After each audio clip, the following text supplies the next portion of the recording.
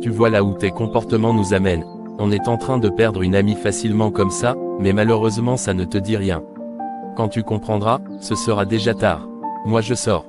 Tu vas la rejoindre, n'est-ce pas? Je pense que je vais informer le pasteur de cette situation. Je ne peux plus supporter tout ça. Je n'aimerais jamais attendre les problèmes de mon couple chez un pasteur. Le pasteur a aussi son foyer qu'il gère lui-même à peine. Chaque fois c'est pasteur. Même si on doit avoir l'intimité, c'est le pasteur qui décide. J'en ai marre. Qu'est-ce qui arrive à Jacques? Il ne réagissait pas ainsi. Il devient brutal. Il faut que j'en parle à mon pasteur sans qu'il ne sache. Mes frères et sœurs en Christ, je suis très heureux de vous voir si nombreux ce soir. Aujourd'hui nous allons parler d'un sujet un peu délicat dans nos églises. Je veux que nous discutons de la place de l'avortement dans une vie religieuse. J'aimerais que vous sachiez ce qui est plus important. Aujourd'hui on constate malheureusement que beaucoup de jeunes filles gâtent leur destinée, juste à cause d'une grossesse qu'elles peuvent juste enlever, et continuer librement leur chemin. J'ai vu une fille prédestinée à devenir une grande autorité de ce pays, mais qui malheureusement a vu sa flamme s'éteindre juste parce qu'elle était enceinte, en une période qu'elle ne devrait pas. J'en connais plusieurs qui se sont juste mariés, parce qu'elle était enceinte ou parce qu'il avait engrossé une femme. Le pire dans l'histoire, c'est que ces deux personnes ne s'aimaient pas, mais à cause de la grossesse imprévue, ils se mettent ensemble, et plus tard les dégâts s'observent. Moi-même qui suis en face de vous, j'avais vécu une histoire pareille. À cause d'une grossesse que vous allez juste faire débarrasser pour vos enfants, vous les laissez pourrir toute leur vie. Je ne suis pas en train d'encourager les jeunes à aller à la fornication. Mais s'il arrive qu'une grossesse imprévue arrive, vous pouvez l'ôter et poursuivre votre chemin, et refaire votre vie. Il y a des couples qui n'ont pas parfois les ressources nécessaires mais ils se font encore empoisonner la vie avec des grossesses imprévues. Dans un autre sens, il y a plutôt d'autres personnes qui s'adonnent à l'avortement mais en cachette et dans de très mauvaises conditions pouvant même entraîner la mort et beaucoup d'autres conséquences. C'est pour ces multiples raisons et bien d'autres encore, qu'une loi est actuellement votée dans notre pays, légalisant l'avortement. C'est toujours mieux de bien faire les choses que de les faire de manière rudimentaire. C'est pour cela que plusieurs centres publics ont été créés pour le bon déroulement du programme. Dès la sortie de cette église, une liste sera ouverte à toute personne qui désire avoir plus d'informations concernant ce programme, et aussi je mettrai en place un groupe d'individus chargés de vous orienter vers les différents centres de curetage. Merci, vous avez la parole, pour tous vos apports.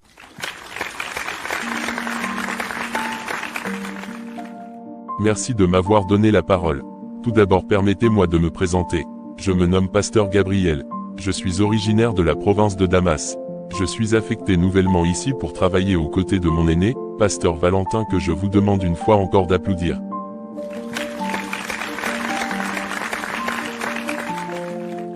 S'il vous plaît, cher Pasteur Gabriel, veuillez avancer. Merci cher aîné de m'avoir donné la parole. Je vous en prie, le micro est à vous. Merci. Alors si j'ai décidé de prendre la parole, c'est pour donner mon humble avis sur certaines choses que mon aîné vient d'affirmer. Je tiens à rappeler à toute la communauté ici présente, qu'on ne négocie pas avec Dieu. Quand c'est blanc, il faut le dire, et quand c'est rouge, il faut aussi avoir le courage de l'affirmer. Ceci étant, je ne suis pas du tout d'avis avec vous, cher aîné. L'Église n'est pas la politique. Quand nous sommes pasteurs, c'est pour servir Dieu et chercher à rapprocher les fidèles de Dieu. L'avortement ne doit jamais, je dis bien, jamais être une option pour les enfants de Dieu que nous sommes. Même un embryon d'une seule journée, est déjà une vie en miniature. Et donc dire qu'il faut juste s'en débarrasser pour résoudre un problème est un péché. Ne contribuez pas à détruire le plan de Dieu sur la terre. Un enfant que vous feriez dans la pauvreté ne sera pas différent de celui que vous feriez dans la richesse. L'enfant conçu hors mariage, ou avant le mariage, ne sera jamais différent de celui conçu dans le mariage. Je suis conscient que c'est un enfant né dans le péché et dans la fornication, mais quand ça arrive, il faudra l'assumer. Si vous avez des objectifs, sachez aussi vous préserver pour les atteindre. Un jeune chrétien qui n'est pas marié ne doit pas connaître l'intimité jusqu'à tomber grosse ou engrosser quelqu'un. Si vous êtes déjà dans le mariage et que vous ne voulez plus d'enfants ou que vous n'êtes pas prêt à une période donnée, abstinez-vous ou bien apprenez à connaître le cycle de votre épouse, etc. Vous savez tout ce qu'il faut faire pour ne pas tomber grosse. Je ne suis pas là pour vous former là-dessus. Mais si malgré ces efforts, la grossesse vient, ça veut dire que c'est dans le plan de Dieu. Apprenez à assumer ce que vous faites. Vous n'avez pas le droit d'enlever une vie, ou de briser une création divine. Je vais m'en arrêter là. Merci. Oh merci Seigneur, enfin un vrai homme de Dieu. Dieu soit loué. C'est mon propre mari mais je suis souvent contre ses enseignements. On doit suivre la vérité et non les liens familiaux. Je suis d'accord avec vous. Ce petit pasteur ose me défier dans mon propre église. Il ose faire une contre-prédication devant mes fidèles. Il ne me connaît pas encore apparemment. Il pense que je suis son égal. Il va regretter ce qu'il vient de faire durant toute sa vie. Je vais lui montrer de quel bois je me chauffe. Un petit pasteur minuscule comme ça. Je vais l'écraser comme une fourmi. Chérie, tu as quoi? Tu parlais tout seul. Il y a quel souci? Tu étais à l'enseignement de cet après-midi. Oui chérie. Mais j'ai préféré rester avec les fidèles, c'est pourquoi tu ne m'avais pas remarqué. As-tu vu comment le petit pasteur là m'avait humilié? Il t'avait humilié comment? Moi je fais des enseignements et lui il vient tout contrer. Il se prend pour qui? C'est ce qui se passe quand on ne dit pas la vérité à ses fidèles. Je t'avais toujours dit d'enseigner ce qui est dans la Bible et non tes propres philosophies. Voilà les retombées. J'étais tellement heureuse d'entendre les enseignements de ce pasteur. Il est édifié. Je pense à mon humble avis que tu devrais coopérer avec lui au lieu de t'énerver. Quand tu me vois, est-ce que je peux me rabaisser à ce niveau? Ici c'est mon église et je suis l'actionnaire majoritaire. C'est moi qui décide avec qui je veux travailler. La direction n'a aucun droit à m'imposer un pasteur. D'ailleurs sa tête ne me plaît pas. J'appellerai la direction pour mettre les choses au clair. Je ne veux plus voir ces conneries. Être pasteur c'est autre chose et être influent aussi en est une autre. Ne cherche pas à utiliser ta force pour imposer tes lois. Si la direction décide d'envoyer ce pasteur ici, ce n'est pas du tout un hasard. C'est dans le plan de Dieu. Donc laisse tomber tes plans et plie-toi à la volonté divine. En tout cas je t'aurais prévenu. Moi, je vais au marché. Si ta fille revient, elle te fera à manger. Il y a quoi papa? Tu es un peu soucieux. Tu n'as même pas ôté ta veste avec toute cette chaleur. Il y a quoi? C'est encore maman, n'est-ce pas? Non ma fille, ta mère n'est pour rien. Et c'est quoi donc? Il y a un nouveau pasteur affecté dans l'église qui a osé me défier. Qui est ce pasteur qui ose défier mon papa? En tout cas je sais qu'on va lui donner une bonne leçon. Ta maman est contre cette idée. Oublie celle-là, moi je te supporte. Merci ma fille chérie. Je sais que tu seras de mon côté quoi qu'il arrive. Où est-ce que mon fils est? Je n'ai plus de ses nouvelles. Mon seul et unique fils a disparu. Tout ça c'est à cause de moi. À qui dois-je parler? Où vais-je le trouver? Bonjour grand prophète. Oui bonjour. Que me vaut cette visite? Si c'est pour me demander de l'aide par rapport à votre fils, je ne suis pas disponible. J'ai des choses plus importantes à faire. Pardonnez grand prophète. Si vous ne m'aidez pas, qui pourra le faire? J'ai besoin de votre aide. Depuis près d'une semaine mon garçon est porté disparu. Je l'appelle même, il est inaccessible. Et tu veux que je fasse quoi? Suis-je les forces de l'ordre? Allez signaler la disparition de votre maudit fils à la police et non à moi. Pardonnez grand prophète. Aidez-moi. Sortez de mon bureau et allez demander de l'aide ailleurs. Je ne veux plus vous voir ici. Mais pourquoi le prophète se comporte soudainement de cette façon? Je n'avais pas de problème avec lui à ce que je sache. Ou bien avait-il un problème entre lui et mon fils? Pourquoi il était si irrité quand je parle de lui maintenant, alors que c'était lui-même qui insistait à le voir? Il faut que j'aille à la police. Allô? Ici c'est le grand prophète Alex. J'espère que vous torturez bien le prisonnier. Ok, continuez votre travail. Ne permettez à personne de lui rendre visite. C'est possible qu'une femme vienne signaler la perte de son fils. Ignorez-la, ne lui donnez aucune suite. Ou carrément renvoyez-la. Ok ça marche. Je vous ferai un virement tout à l'heure. Bye. L'argent est un maître. Avec l'argent tout le monde se plie à notre désir. Même ceux qui font semblant de résister à nous, subissent le châtiment qu'il faut. Le jeune Josias va regretter ses décisions. Je sais même qu'il regrette déjà. Oh mon Dieu, ça fait déjà près d'une semaine que je suis sans manger, ni boire. Je perds mes forces, je ne sens même plus mes pieds. Ô Seigneur, viens à mon secours, ne laisse pas mes ennemis se réjouir de ma mort. Tu m'as dit d'aller à la recherche de ma femme Grâce, mais voici là où je me suis retrouvé. Je suis devenu un captif. Moi qui suis supposé chercher ma femme, c'est maintenant moi qui suis recherché et malheureusement personne ne sait même où je suis, si ce n'est que mes oppresseurs. Mais je sais que toi tu ne dors ni ne sommeilles. Je sais que tes plans se réalisent toujours. Je sais que tu ne me laisseras pas tomber. Quand la mer sera agitée et qu'au milieu des vagues, tu perdras tout courage. Ne t'inquiète pas, oh non, car ça ira.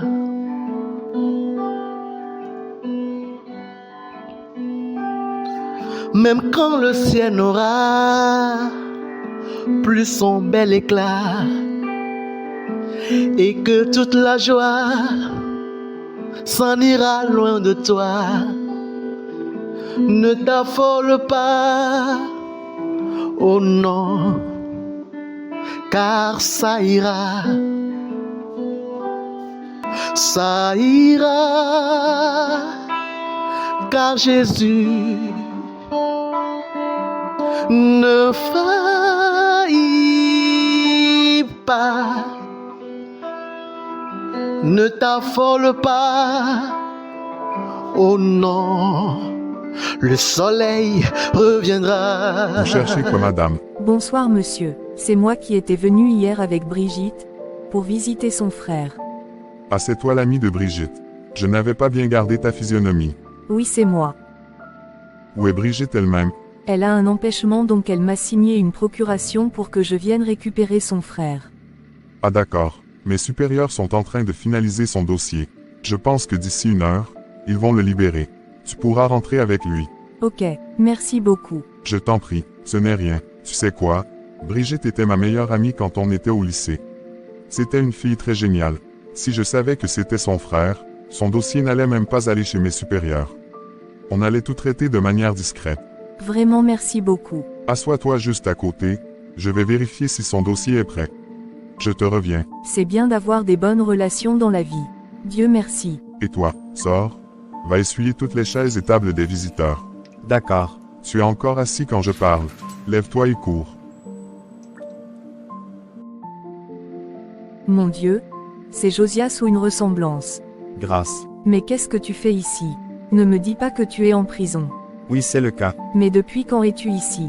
Qu'as-tu fait? Ça fait déjà 10 jours que je suis ici. Seigneur, tu as fait 10 jours dans ce trou. Mais dis ce que tu as fait. Je n'ai rien fait, en tout cas pas à ma connaissance. Un policier a débarqué chez moi à la maison et m'avait juste arrêté Grâce. Juste comme ça. Madame, je suis désolé mais on ne cause pas avec les prisonniers sans une autorisation. Je suis désolée aussi, mais je ne pouvais pas m'empêcher de parler avec cet homme. C'est mon mari. Ton mari? Oui, c'est mon mari. Mais c'est quoi le motif de son arrestation? Je ne sais même pas. Moi aussi j'ai reçu les ordres. Mais comment vous arrêtez quelqu'un sans connaître le motif? Madame, je ne pourrai pas vous en dire plus. Parlons plutôt de ce pourquoi vous êtes là. Je suis venue pour un autre problème, c'est vrai, mais je ne peux pas m'empêcher de parler de mon mari. Et toi, rentre dans ta cellule. Madame, je ne suis pas autorisé à trop discuter avec vous. Je dois vous laisser, le dossier du frère de votre ami est déjà prêt. Il sortira d'un instant à un autre. Merci, mais aidez-moi pour mon mari-chef. Je vous en supplie. Partez d'abord, on en parlera après. C'est trop risqué pour moi d'aborder certains sujets ici. Il y a les caméras de surveillance partout. D'accord. Grâce venait de savoir que son mari était emprisonné, mais elle ne pouvait rien. Elle était obligée de rentrer avec le frère de son ami en laissant Josias. Es-tu prête? On peut y aller. Oui, mamie. Mais tu as quoi? Tu ne t'es même pas maquillée aujourd'hui. C'est bizarre. Qu'est-ce qui ne va pas? Josias est en prison. En prison. Depuis quand? Depuis près de 2 semaines déjà. Oh mon Dieu, je comprends maintenant pourquoi il n'était plus revenu sur son programme de délivrance. Mais pourquoi il est emprisonné? Aucune idée. Même les policiers refusent de m'en parler. C'est bizarre. Cet homme ne ferait pas du mal à une mouche. Je me demande ce qui peut l'amener là-bas. Vous avez demandé à me voir, cher aîné. Asseyez-vous. Si je vous ai convoqué ce matin, primo c'est pour vous souhaiter le bienvenu dans mon église. Ah, merci beaucoup. Secondo, j'aimerais vous rappeler que c'est moi le boss ici. Il ne peut avoir qu'un seul capitaine dans un bateau. Ici c'est mon église. Vous n'avez pas le droit de venir me marcher dessus. J'aimerais bien m'entendre avec vous. Mais si vous voulez rester ici, vous devez m'obéir. Je n'aimerais plus que vous vous opposez à moi devant mes fidèles comme vous l'aviez fait hier. Que ce soit la première et la dernière fois. Merci, cher pasteur. Tout d'abord, je tiens à m'excuser si mes propos vous ont blessé. Je n'ai aucunement l'intention de vous offenser. Veuillez m'excuser. Néanmoins, je ne me remets pas en question par rapport à ce que j'ai dit au peuple de Dieu. Je suis un pasteur et j'ai l'obligation de dire la vérité. Quand un enseignement ne va pas dans le sens de la parole de Dieu, mon rôle est de le recadrer. Je ne peux pas taire une vérité, sous prétexte que je suis en train d'obéir à un aîné ou à un supérieur. Je suis désolé, mais je ne peux pas faire semblant. La parole dit que notre oui soit oui et que notre non soit un non. J'ai fait la promesse à Dieu de dire la vérité et rien que la vérité. Je reconnais que je ne suis pas un saint, mais la Bible dit dans Éphésiens 4 verset 15, que c'est en disant la vérité dans l'amour, que nous grandirons à tout point de vue vers le Christ. Je ne cesserai jamais de témoigner le Christ. Méfie-toi mon petit, tu risques de regretter tes propos. Moi je n'aime pas l'impolitesse et je te donnerai une belle leçon si tu continues ainsi. Je n'ai pas peur de vos menaces, cher aîné. À présent, je vais demander à partir si vous le permettez. J'ai un rendez-vous. Tu peux y aller. Ma copine, il y a une chose que je ne t'avais pas dite avant-hier. J'ai un souci. Quel souci? Tu sais que tu peux tout me dire. Je peux t'aider si j'ai la solution. Quand j'y étais pour récupérer ton frère, j'avais vu Josias en prison. Tu veux dire ton époux. Mais il faisait quoi là-bas? Il est emprisonné depuis près de 2 semaines, pour une cause que je ne sais pas. Et que dit mon ami policier? Il ne peut rien me dire à propos. Il promet me contacter après mais rien pour le moment. Bon, j'ai une idée. Tu sais que j'ai des relations à la prison. J'ai encore une connaissance qui est le supérieur de mon ami policier. Je vais appeler mon ami. S'il me dit qu'il ne peut rien, là on va contacter son supérieur. D'accord. Bonne arrivée, Émile. Merci. Mais j'ai failli ne pas te reconnaître. Je suis habituée à toi en uniforme. Oui, tu as raison, mais c'est très risqué pour moi de venir ici en uniforme. Ça peut me coûter mon boulot. C'est un rendez-vous privé. Ok. Je t'ai invité pour parler de Josias, le mari de ma copine Grace, que vous avez en captivité chez vous. Ah oui, je vois. J'espère que Grace va bien. Concernant Josias, son histoire est un peu compliquée. Il est en conflit avec une autorité directe de ce pays. Seigneur. C'est vraiment compliqué. L'autorité en question tient son dossier et c'est lui-même qui nous dit comment traiter Josias. Et il semble être très sérieux avec le dossier de Josias. Et c'est qui cette autorité si influente qui impose sa loi? Je ne suis pas autorisé à le dire, mais comme c'est toi, je vais le faire, mais tu me promets de ne dire à personne. Même si tu veux agir, arrange-toi pour que mon nom ne sorte pas, sinon je serai gravement sanctionné. Ok, promis. Tu connais le grand prophète Alex? Bien sûr. C'est de lui qu'il s'agit. Mais comment il a pu se mettre en conflit avec cet homme? J'avoue qu'il n'est pas une petite personne. Qu'est-ce qu'on pourra faire maintenant à ton avis? Moi je n'ai aucun pouvoir dans cette histoire, mais il faut d'abord chercher à connaître la raison de l'arrestation. Moi je ne pourrai pas m'impliquer, mais vous à votre niveau, essayez de vous enquêter. Je suis dans une jungle où les boss sont les tout-puissants. Ils peuvent arrêter qui ils veulent, même s'ils sont en tort. Je n'ai pas peur. Toi-même tu me connais, je n'abandonne jamais. Je veux un rendez-vous pour discuter avec l'accusé. D'accord. Mais il faut que tu sois prudente. Ma chérie, je veux que tu m'aides à réaliser un plan. Je veux qu'on accuse le pasteur Gabriel de harcèlement sexuel. Il faut que tu m'aides à trouver une jeune fille qui pourra jouer le jeu. Il n'y a pas de souci, papa. Je vais moi-même jouer ce rôle. Je sais exactement quoi faire. Es-tu sûr? Je ne veux pas qu'il t'arrive quelque chose de grave. Ne t'inquiète pas, papa. Je peux gérer. Ok, je fais confiance. Chers fidèles, je suis très heureux de vous voir si nombreux à cet enseignement que j'ai la grâce de présider aujourd'hui. J'ai eu des révélations sur la vie de couple de la majorité des femmes de cette église, et j'aimerais bien qu'on en parle aujourd'hui. J'ai vu beaucoup de couples en train d'être brisés. Il y a des femmes de cette église qui méprisent leur propre foyer sous prétexte qu'elles sont plus utiles ici à l'église. J'ai vu d'autres qui deviennent rebelles et insoumises à leur époux. Écoutez-moi très bien, il n'y a pas de pire ignorant qu'une femme qui ne fait pas la joie de son époux, avant de venir se présenter à l'église.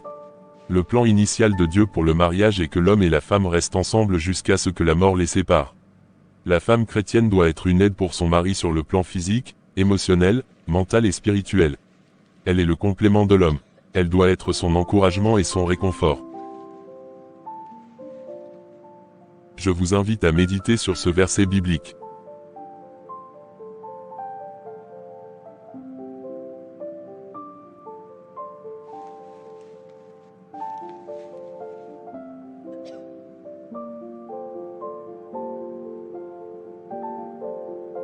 Ce n'est pas moi qui l'ai dit mais Dieu lui-même. Et vous les hommes, vous devez aimer vos femmes comme Christ a aimé l'Église, et s'est livré lui-même pour elle. Ma prière est de voir tous les couples de cette Église se réunir. Je veux voir les couples venir suivre les enseignements ensemble, et non les individualités. Papa Nicolas, qu'est-ce que tu es parti dire à mon nouveau pasteur à l'église? De quoi tu parles?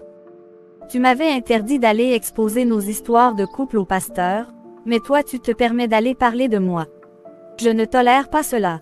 Mon pasteur m'indexe à l'église devant tout le monde, et il fait un enseignement en me ciblant.